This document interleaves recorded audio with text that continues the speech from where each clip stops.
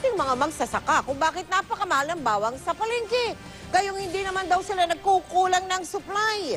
Ang babala naman ng gobyerno ay pananagutin ang sinumang nagmamanipula sa presyo ng bawang.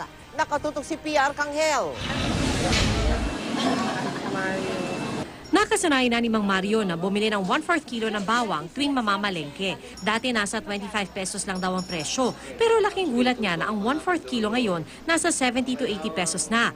Buti na lang daw at suki niya ang tindera. Kaya pinayagan siyang bumili ng isang piraso lang. Pero mo, mag-adobo ko, magkano yung manok? 140. Plus 70 yung bawang, magkano? Budget ko 150 lang. Isang bawang na lang.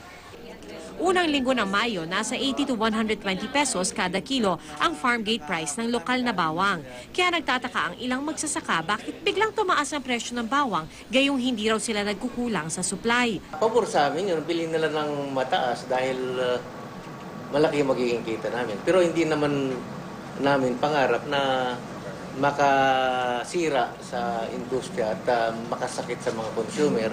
Paliwanag ng Department of Agriculture, ang mahal na bawang na ibinebenta sa mga palengke ay pawang mga imported at karamihan sa bawang na inaani ng mga magsasaka hindi nabibili ng mga trader at naiiwang nakatenga sa mga probinsya.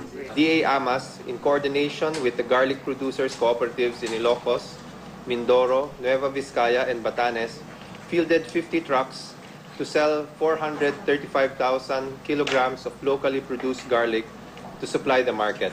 Hindi pa tiyak kung kailan maibabalik sa dati ang presyo ng bawang pero hinihimok ang mga mamimili na tangkilikin ang lokal na bawang.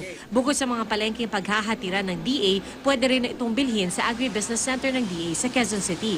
Bukas, nakatakdang magpulong ang National Garlic Action Team para pag-usapan ang biglang pagtaas ng presyo ng bawang. Kasama sa pulong ang mga opisyal ng gobyerno, mga farmers, producers, distributors at traders para malaman nila kung paano matutugunan ang problemang ito dahil mahalaga raw na sa lalong madaling panahon ay maaksyonan ito. Pagtitiyak ng gobyerno, pananagutin nila ang sinumang madidiskubring nagmamanipula sa presyo ng bawang. Pwede makulong ng 1 hanggang 10 taon at pagmultahin ng 5,000 hanggang 1 milyong piso ang sinumang may sala. PR Arcangel, nakatutok, 24 oras.